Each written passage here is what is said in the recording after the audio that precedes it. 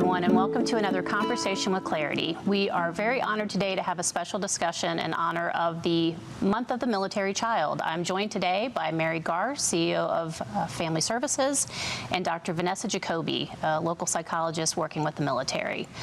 So just to start out, could you just do an introduction? I think both your work experience and then how that connects to the military in our conversation today. All right, Jessica, thank you. As you noted, I'm the CEO of Family Service.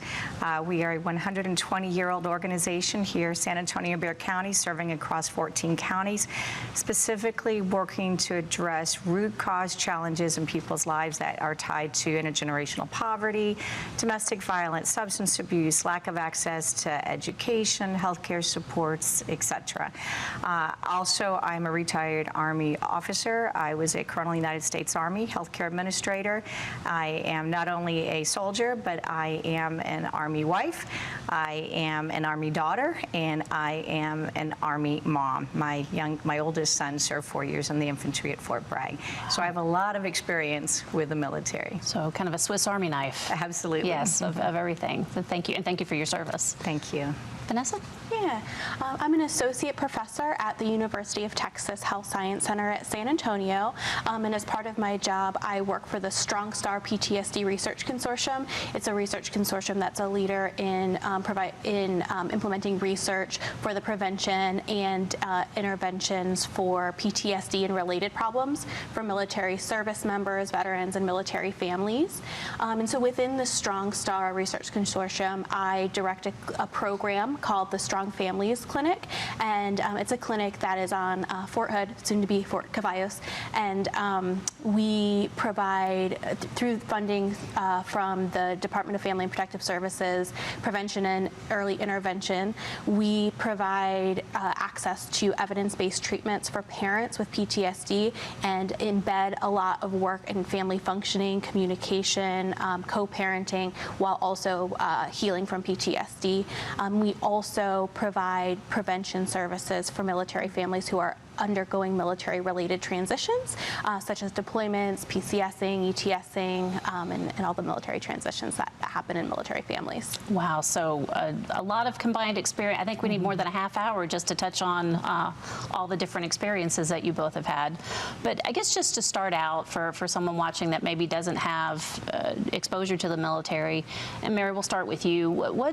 What is different about the military family, and what specific challenges do they face that folks that don't have that exposure might not be aware of? So, any family could deal with moving around. We're a mobile society here in the United States, so we see that happen all the time. So, in that regard, military families are dealing with moving far away from home, far away from loved ones and support networks, both in the United States and overseas. But on top of that, you're also having to then deal with deployments to combat situations or to other areas that are high risk. Also dealing with remote tours where the service member will go overseas for anywhere from a few weeks to a year or more at a time, separated from family. You also deal with a lot of training exercises in lots of different places. Some of them planned out in advance. Others planned, at no notice to a couple days' notice. And the families have to be prepared to be resilient and manage on their own without that service member present. And they may not have, family or other supports in place, and that's where the military family, military community, and the civilian community can step in and should be stepping in to help those families with those supports that they might need. And with that, it's helping, with challenges with spouses for obtaining employment.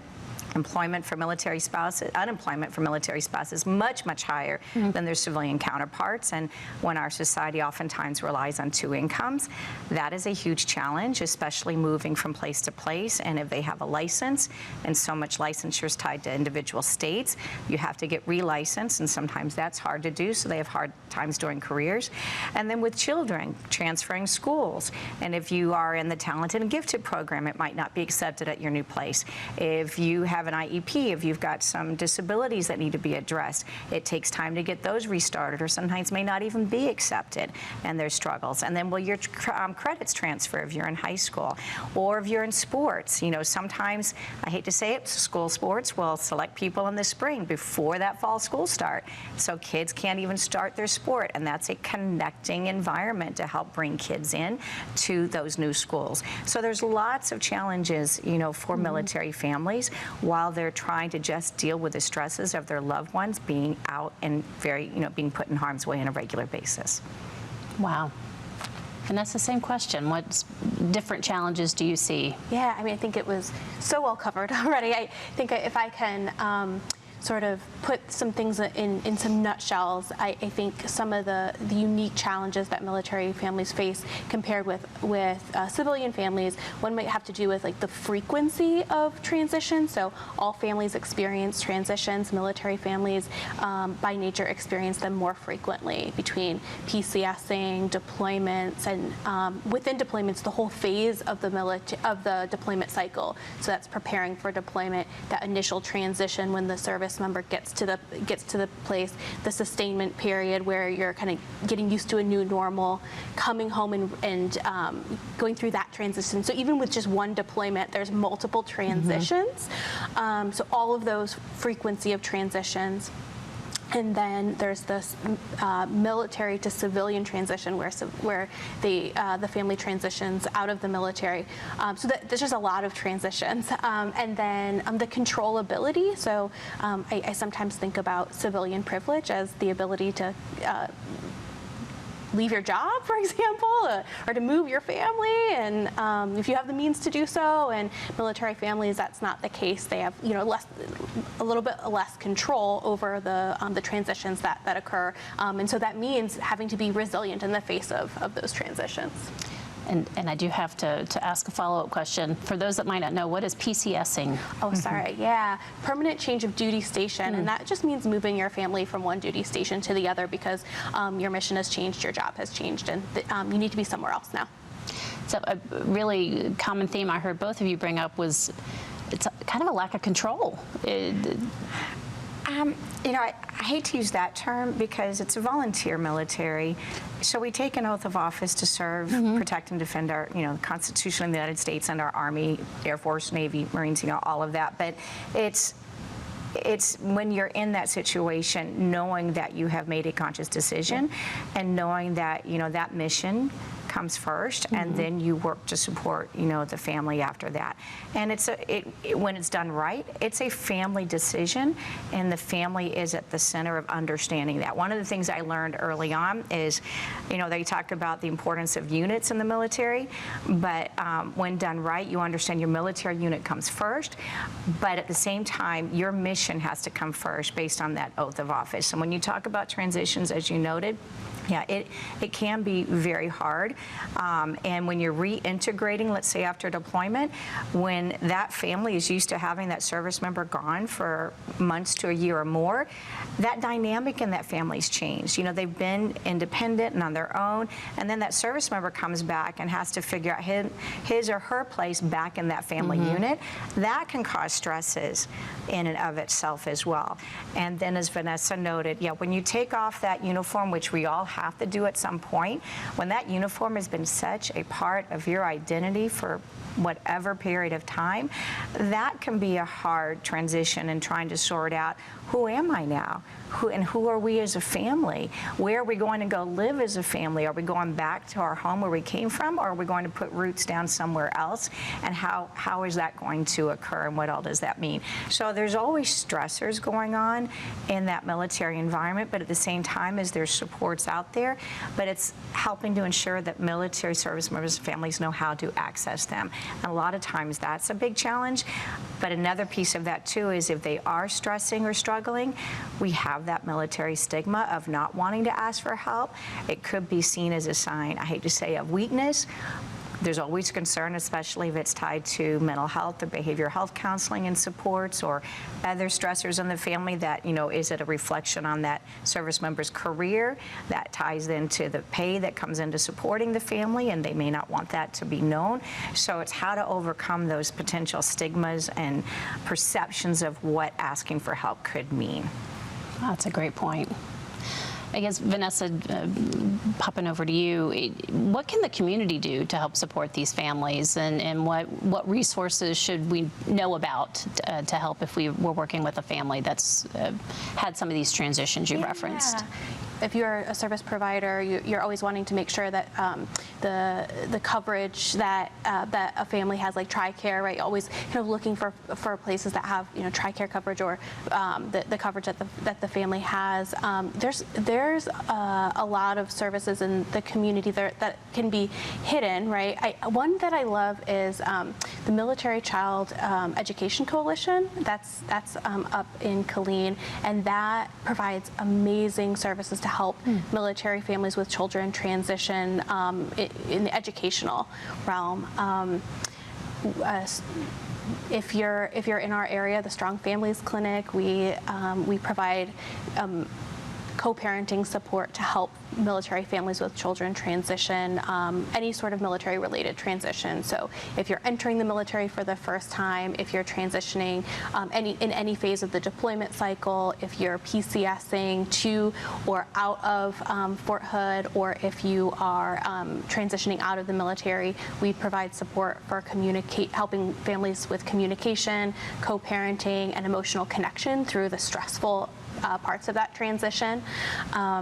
If anyone in the family is struggling with challenges related to traumatic stress, which is unfortunately not uncommon in military service, I suggest looking for behavioral health care that provides evidence-based treatments for PTSD, like for parents with PTSD, cognitive processing therapy or prolonged exposure therapy. They're out there, you just gotta look. Or for kiddos who are experiencing traumatic stress reactions, trauma-focused cognitive behavioral therapy for CPT or for PTSD. Great. Mary, how But about you have a lot more too.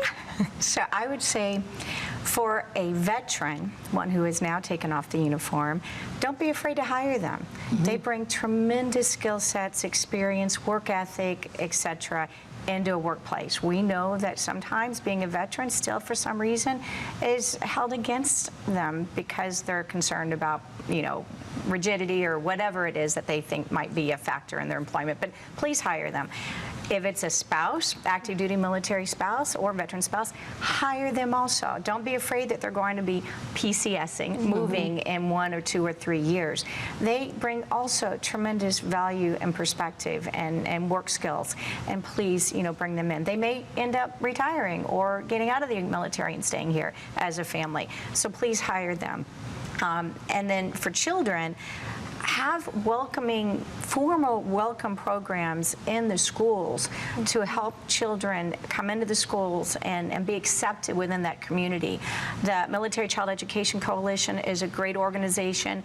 San Antonio's Military City USA, we have school liaisons within each of the installations here at Joint Base San Antonio that work with those schools and those counselors, et cetera, to support those kids and help with challenges so military families can reach out if there's a problem. But a lot of times these children coming in at all grades, they need a little bit of help being accepted.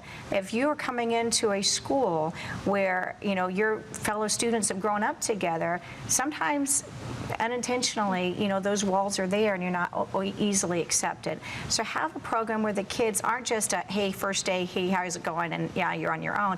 Bring them into, the programs and the activities and schools, and then check up on them later to really make sure that they are doing well. Because it is very easy then for these kids to feel left out, to feel bullied, to feel different, and then start disassociating or dropping out. That's where we start having problems with our kids and everything.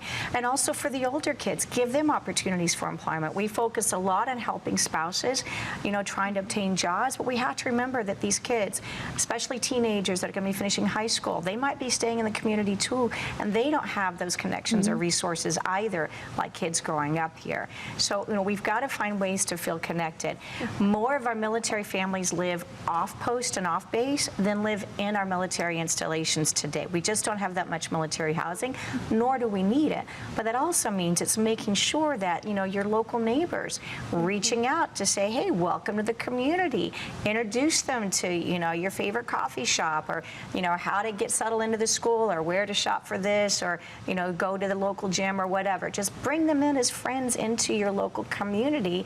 And then when you know that that service member might be deploying or out, temporary duty, TDY, or doing something else, how can you help ensure that the rest of the family has their needs being met? We also have a high number of military families who come here because of medical needs. We have tremendous medical care here in San Antonio, both military and civilian. So we also have a high number of what's called exceptional family member children with high medical needs. And so what can we do to ensure that those family needs are being met and supporting each other, maybe giving some respite support and everything in those regards. So, for just across the board, there's lots of ways to welcome military families, help them feel safe and secure, feel like they want to be part of this military city USA. A lot of families end up staying here because we are so welcoming and full of hospitality, but you've got to break through those walls, so to speak, to bring all of us together. Wow, great. I've learned a lot just in that one answer, so thank you, Mary. But we touched on this a little bit before, but when I think of kids in transition, it's all about trying to find the structure and routine, and you really touched on a few things that are different from a civilian family transition. I heard both frequency of the move and then maybe dealing with a parent that's not there because of a deployment. Are there any other things that you see that might be different from a military family doing those transitions from just say a move across country? Oh, I'm sorry, Vanessa. I want to make sure I understood. You mean that what's different about deployment, for example, then? What might that child be struggling with differently than just saying moving schools or relocating? Yeah, I think one thing is that I think deployment is something that, the whole concept of deployment is not something that civilian families have to, it's not something that everyone has to talk about as part of life, right? And so I think for very young children, like what is a deployment and kind of explaining what a deployment is to families is something, or to young children is something that all families don't have to. And I know I work with a lot of parents who say, like, my child is too young to understand deployment. Right? I can't tell them about deployment. How do I tell them about, for example, war or where I'm going? It's too complicated. And so one thing that we do is help families to, in a child-friendly way, talk about military service and deployment and what it is. And that's a challenge, just having to explain what that is and what that means, and how to talk about it and how you choose to talk about it with families or with your kiddos. And then the nature of the mission that someone is on. I mean, they might be within the United States, but they're very likely overseas, and you just have to deal with things like the time change, right? How do you talk with your kid? How do you try to keep a routine when you're 6 to 12 to half a day, away, which I think is something that civilian families less often have to grapple with, and the length of that as well. For example, at Fort Hood, we tend to have 9-month deployments, so that's a ways away, and so we help families kind of create these new routines and create new traditions. So that's one thing that we see military families really thrive with and create these new kind of meaningful sorts of routines and rituals and celebrations, even in the face of these transitions. So finding that routine and custom even in that. Routine, custom, but even like emotional connection, these special ways to connect emotionally from afar. So, when I first came in, actually, if you think about World War II, when people went into serve in World War II, or even the Korean War, they went in and they didn't come home till it was over. So, Korean War was different. I mean, not Korean War, Vietnam War was different. And then, subsequent to that, as our volunteer army has evolved, it's also evolved. And so, like, for instance, when I did a remote tour to Korea years ago, before social media, we were writing letters, back and forth because we didn't have social media, and phone calls were hard to make and very, very expensive. Now, today's world, there's a lot of social media, which can sometimes be a detriment because if something challenging is going on at home and the service member who's deployed knows that's happening, then they're worried about what's going on at home and not necessarily focusing on the mission. So it's how to balance out the right amount of communication and support for each other. But in some of that deployment opportunity, I've seen special things where, cassette tapes or even dolls that have been made with camouflage uniforms on that have like the photo of the parent on the face that the young ones for age appropriate can, hold and talk to help talk to mommy or daddy while they're gone. Books and stories that are made. So it's all about being age appropriate. When our kids were young and starting to realize it, we tell them we're about to move and this is what's going to happen. When daddy was going to deploy, we talked about it and this is what's it's going to mean, but keeping it in a very safe, controlled kind of manner so they would understand that. And then as they got older and understood it, we ensured they were part of the decision making. And I'll be honest, and most kids will say this, oh, my last place was so much better and I lost all my friends, but nowadays they can still keep in touch with friends. And then they move again and then they'd say, oh, this new last place was so much better than my new place. It just takes time to get settled in and know that you can keep your old friends while making new friends and continue to evolve. And I know your next question is going to talk about resiliency, but can I start segueing into that a little bit now? Because on the positive side is they've made friends that, come from all these backgrounds and places and all over the world that they've been able to keep. My kids have lived on 3 continents now. That's something that most kids won't ever be able to say. So they've grown up in a very global kind of environment, understanding a bigger picture of our world and what it means and how it fits back locally and service to our nation, but service to our community and having that resilience. And I'll use as an example, one of my kids told me that, when she went off to college, her last 4 years were in a school that were mostly kids who had grown up in the same place. We moved off post and were in a civilian place, and 5 of them or more went to the same college she was at, and some of them were struggling with being away from home for the first time. She almost became like a mother hen trying to help them with their own development of resiliency and being away from home because she'd already done a lot of that and had been exposed to all these things. So it was okay for her because she developed some strength and fortitude that if she'd only been in one place and never left home before, she might not have had. So our kids learn, and as my daughter said, if that's all you know, then it's not different. It's your life, and it's a strength for you because that is your life. You don't realize what you don't have.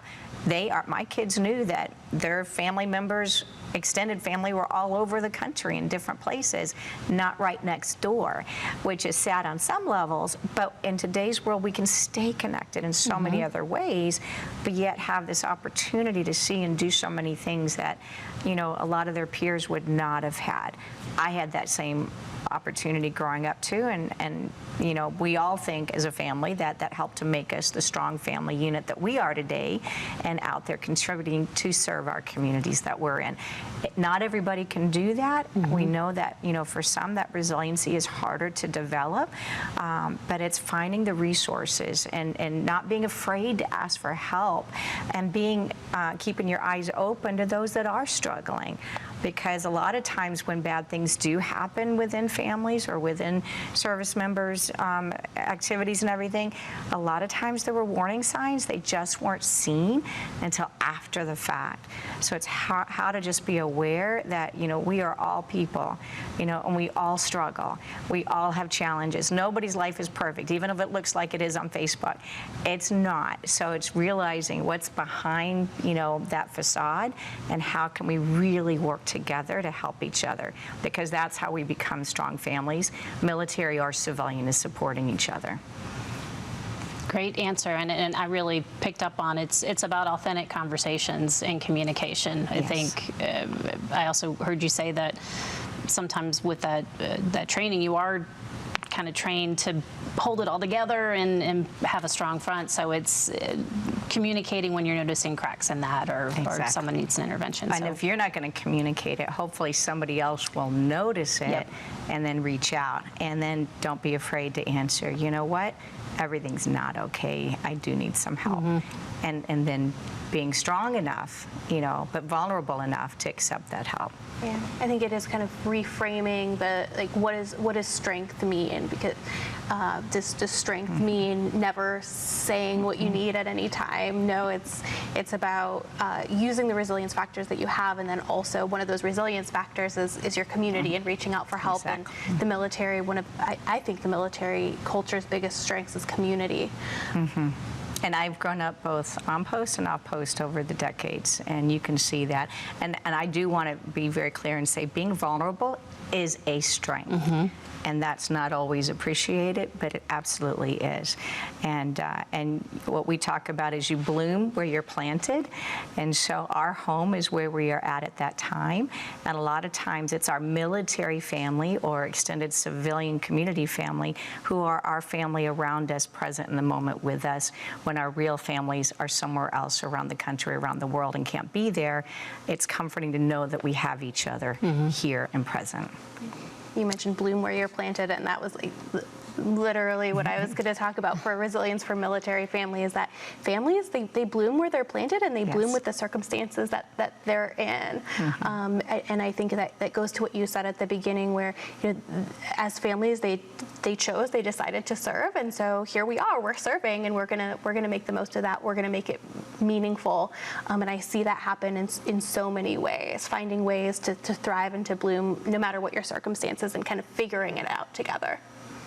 Wow, very, very hopeful information that despite all these challenges, there's still an opportunity to bloom and to thrive. We have just a few minutes left. An opportunity, if there's anything else we didn't touch on specific to the military child, or any other takeaway you would want our audience to get from this conversation. Yeah, I remind our military families that, and even for the civilian community, military installations and military families are really a microcosm of the local civilian communities that they are a part of, and emphasizing they are a part of that larger community. It is so easy, and especially since 9/11, when the gates in security had to become so much tighter for obvious reasons, those walls are up. But even though that's a physical wall, that doesn't mean that we are a separated military and civilian community. We are still a community within that community. So it's making sure that military families understand, feel comfortable, get out and take advantage and be part of that civilian community. Help civilian neighbors understand what the military is all about. And then conversely, ensuring that the civilian community and neighbors reach into, the installations and help the military families, but understand that so many of the military families live outside those walls and may not even be visible, but bringing them in, because we really are needing to ensure that people understand in our country today, 1/2% serve in our military. So and as we get further and further from, the silent generation, and the Korean War veterans, and even our Vietnam veterans are our largest population, and they're, aging now. So many people have never served, nor do they know people who have served. So understanding, what is a military service member and a military family, and how do they help support, those families during their time of service, but then beyond. Because when they do integrate back into civilian communities, which we all have to do as veterans and veterans' families, they need to feel welcome and secure, and that they are recognized that, they are a part of that community, and they have been all along. So we all have to understand each other in that regard, and continue to support those military families, because we need a strong military, which means we need strong families.